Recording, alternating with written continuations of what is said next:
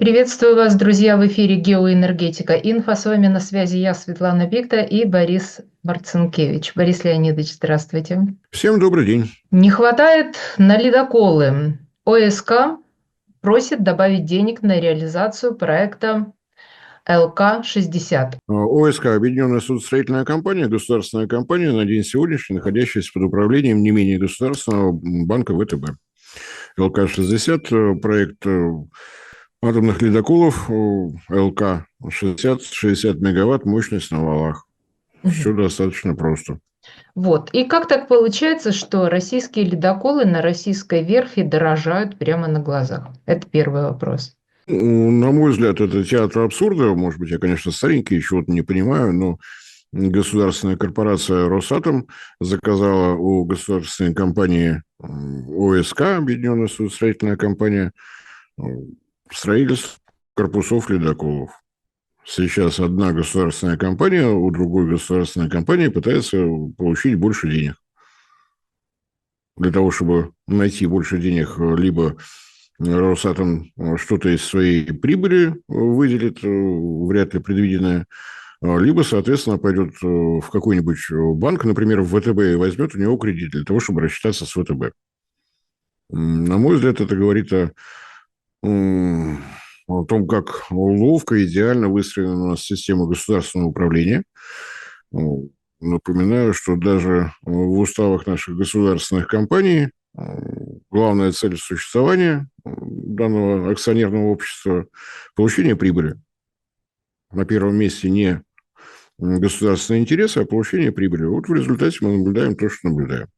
Это если общефилософские размышления. Если более конкретно, Объединенная судостроительная компания не занимается производством корабельной стали, не занимается производством оборудования корабельного. Соответственно, все это она заказывает в самых разных местах. Она выступает в данном случае перед Росатомом в качестве генерального подрядчика. И, пользуясь услугами наших российских компаний, которые действуют, опять же, для того, чтобы получать прибыль, получают тот результат, который получают. Я не думаю, что в Объединенной судостроительной корпорации рады вот такой ситуации, но деться они никуда не могут. И судя по первым комментариям, удорожание проекта составит порядка 30%. Вот, на мой взгляд, столько стоит то, что мы наблюдаем в качестве инфляции, и, вероятнее всего, столько стоит та ставка рефинансирования, которая у нас на день сегодняшний действует. Понятно, что многие субподрядчики Объединенной судостроительной компании для того, чтобы выполнить заказы, идут на банковские кредиты, что отражается на себестоимости. Вот тот результат, который мы получили. При этом, что самое удивительное, внутри Росатома ничего подобного не наблюдается. Пользуясь всеми теми возможностями, которые дает действующее законодательство, если говорить о машиностроительном дивизионе Росатома, это холдинг, где выполнение заказа для материнской компании происходит внутри контура Росатома. Соответственно, нет бесконечных выплат НДС. Это уже удешевляет.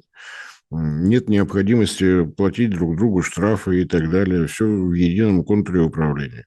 Почему в таком же едином контуре управления нельзя сконцентрировать компании других отраслей, мне, конечно, неизвестно, но я думаю, что в этом проявляется высшая государственная мудрость, которая совершенно устраивает и наш парламент, и наше многоуважаемое правительство. Я думаю, что больше всего этому должны быть рады Федеральной антимонопольной службе, поскольку мы наблюдаем действие конкуренции, которая, ну, как написано в учебнике «Экономикс», должна приводить к снижению любых расценок, но почему-то приводит к снижению расценок со знаком минус. Ну, наверное, тоже снижение себестоимости. Так получилось. На мой взгляд, то, что мы сейчас наблюдаем, объясняет причину, почему у России, как государства 12 морей, 3 океанов и бесконечного количества рек, не хватает своих судов. Их не хватает Ну, их же достаточно больше, долго. чем Об во этом всем мире именно ледоколов. Вот на самом деле, если смотреть по количеству ледоколов, мы же чемпионы абсолютные. А зачем нам, кстати? Ну, это замечательно. Это замечательно. Прекрасно быть чемпионом. Вопрос, насколько вот это чемпионство удовлетворяет нас самих. Росатом, который заказывает новые и новые ледоколы, вероятнее всего о том, что у нас в Арктике теплеет быстрее, чем на всей остальной планете, о том, что вот-вот Северно-морской путь вообще освободится от льда, ничего не знает. Странные люди, ведь сама Грета Тунберг говорила о том, что у нас глобальное потепление, а они почему-то в Грету не верят. Удивительное дело.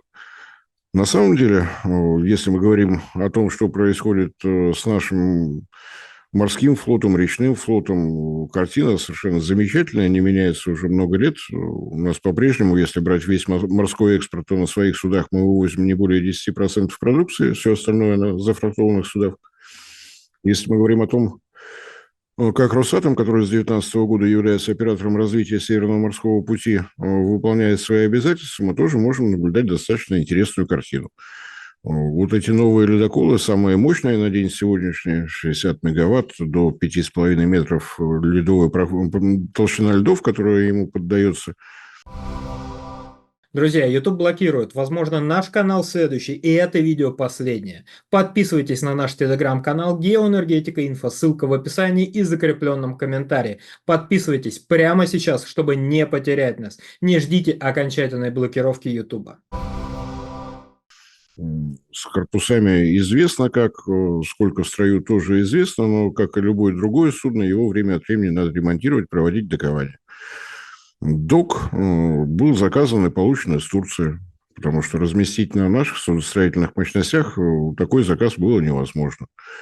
Росатом по-прежнему готовится к исполнению своих обязательств по строительству сразу 4 атомных плавучих электростанций для проекта на Чукотке для горнодобывающей компании. Я, к сожалению, уже не могу сказать, какую. Изначально был КАЗ Минералс для разработки Баемской медно-золотой площади, так скажем. Компания уже дважды поменялась, но это связано с рестрикциями в отношении России.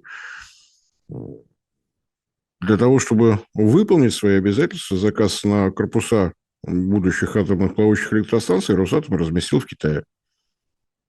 В России просто негде. Так что вот эта ситуация, это, на мой взгляд, такая изюминка на торте. Если торт кто-то не видел, но, может быть, сейчас все-таки присмотримся. Из того, что действительно радует, на минувшей неделе прошло заседание морской коллегии, которую возглавляет господин Патрушев. Вот господин Патрушев заговорил о том, что нам необходимо речным флотом заняться, реки в порядок приводить. Может быть, когда-нибудь мы дорастем до национального проекта, связанного с судостроением. Может быть, мы вспомним, насколько незагруженными являются наши традиционные территории. Я имею в виду Крым, я имею в виду те судостроительные, судоремонтные заводы, которые имеются на побережье Азовского моря. Они сейчас ничего не делают, поскольку не только связано с горячими боевыми действиями, но и со всевозможными юридическими проблемами. Я до сих пор не вижу в открытых источниках никакой информации о том, кому принадлежат эти производственные мощности, национализированы ли они, или это по-прежнему некие авторитетные предприниматели, проживающие на территории, контролируемой Киевом. Но это уже какой-то отдельный, более такой детальный разговор. Но при этом те судостроительные мощности, которые у нас есть, они действительно загружены. И, на мой взгляд, это не так уж и плохо. Это последствия ровно одного указа. Кто бы как бы ни относился к господину Медведеву, но он убедительно доказал, что достаточно 2 строчек в постановлении правительства, в распоряжении правительства, для того, чтобы отрасль неожиданно проснулась. Я имею в виду постановление квоты под киль, то есть получение квот на ловлю всевозможной рыбной живности предоставляется только тем компаниям, которые построили свои рыболовецкие суда на российских верфях. 2 строки, которых хватило, чтобы вся отрасль была загружена достаточно основательно. Другое дело, что результат получился удивительным. Если ты 20 лет не получаешь заказов, то, естественно, ты соглашаешься на любые условия. Наконец-то появилась работа, наконец-то можно вернуть на место трудовой коллектив и так далее, и так далее. Но что такое рыболовецкие суда? Это практически индивидуальный заказ. Мне нужен краболов на Дальний Восток 500 тонн, а мне нужен куда как более крупная. Я собираюсь в Баренцевом море селедку ловить, поэтому дайте мне, пожалуйста, на 2000 тонн, мне 3, а мне 4, ну и так далее. То есть вот на этих индивидуальных заказах, соответственно, и погорели. Потому что наши судостроительные компании были уверены, что все корабельное оборудование они смогут заказать там, где его еще не разучились делать, в Европе, соответственно, после того, как начались все рестрикции в адрес России, пришлось искать подрядчиков внутри России, которые тоже в известном положении находятся. Если у тебя 20-30 лет нет заказов, то у тебя уже и специалисты, кто на пенсию ушел, кто перепрофилировался, у тебя уже и оборудование старенькое, ты не можешь вытянуть то качество, которое необходимо. В результате у нас судостроительные заводы заказами заполнены, а когда возникает необходимость добавить что-то новое, оказывается, просто некуда. О том, что необходимо строить две дополнительные верфи, одну на востоке, одну на западе, президент России заговорил на Восточном экономическом форуме в 2022 году, сейчас 2025. Разговоры по-прежнему продолжаются достаточно активно.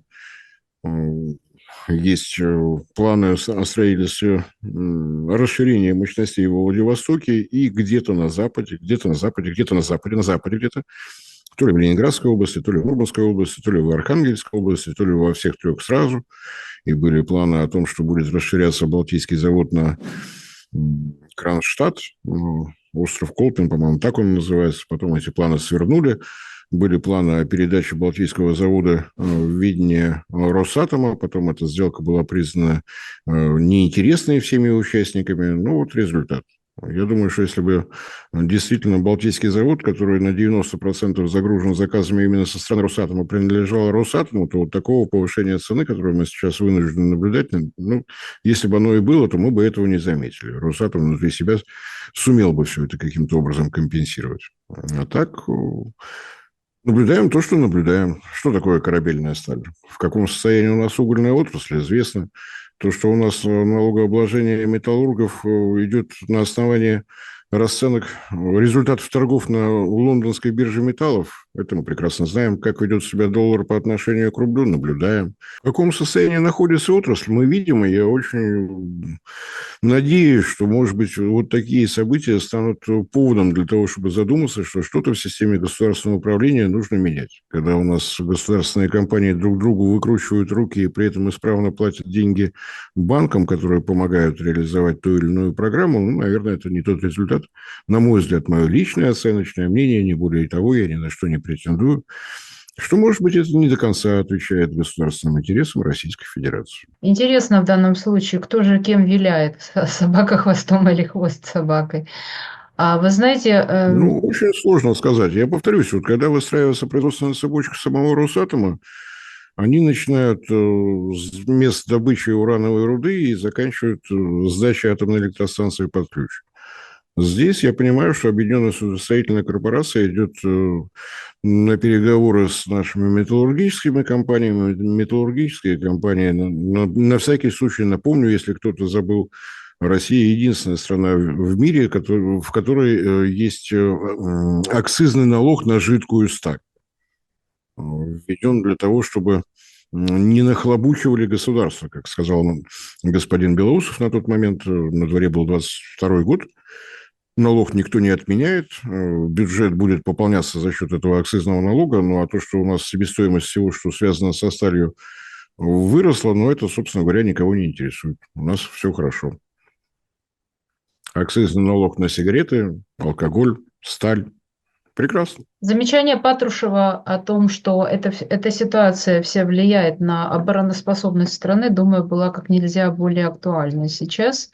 И, может быть, к ней прислушаются действительно. Будем надеяться, что раз эта тема стала подниматься из глубин, ей не дадут утонуть в очередной раз. Спасибо, Борис Леонидович, за комментарий. Друзья, пишите, что вы думаете по этому поводу, и мы ждем вашей подписки на наши соцсети. Приношу глубокие извинения, что, отвечая на вопросы, я забыл упомянуть имя Дональда Трампа, Олафа Шольца и других выдающихся политических деятелей современности. Но если Кстати, необходимо... Дональда Трампа можно было упомянуть, потому что он пообещал построить самый великий ледокольный флот во всей Вселенной, включая свои планы там, обогнать и перегнать Россию. Догнать и перегнать Россию. Ну, тогда будем считать, что это наш ответ Дональду Трампу. Да. Дональд Трамп собирается построить 40 ледоколов, а мы в ответ поднимаем расценки для самих себя. Вот такие мы, умом Без России своих не понять. требований. Я думаю, что Дональд Трамп, испугавшись вот такого результата, конечно же, откажется от всех своих планов. Да, умом Россию не понять, аршином общим не измерить. Спасибо, Борис Леонидович. Друзья, спасибо за то, что были с нами, и мы ждем вас в наших эфирах. Не забывайте подписываться на наш телеграм-канал. Все новости о проекте появляются прежде всего именно там. Всем всего доброго.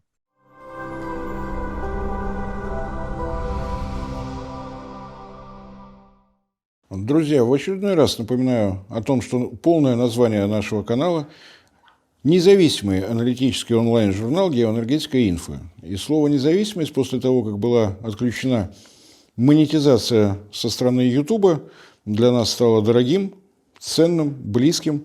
Для того, чтобы сохранять независимость, вы прекрасно понимаете, что в наше тревожное время необходимо прежде всего альтернатива, поиск спонсора, который будет задавать нашу новостную повестку, нашу, так скажем, стратегию и тактику, нам кажется не самым удобным, поэтому напоминаю о том, что нас можно видеть прежде всего в нашем телеграм-канале, где мы стараемся сообщать все новости, касающиеся нашей работы, наших новых проектов. Вы нас можете видеть на портале ВКонтакте, вы нас можете видеть в Дзене, вы нас можете поддерживать за счет того, что у нас имеется страница на Sponsor.ru. Все это будет в описании под этим моим кратким вступлением с напоминанием о том, что если вы хотите, чтобы проект «Геоэнергетика Инфо» продолжал развиваться, нам необходима ваша помощь и поддержка. Большое спасибо за внимание.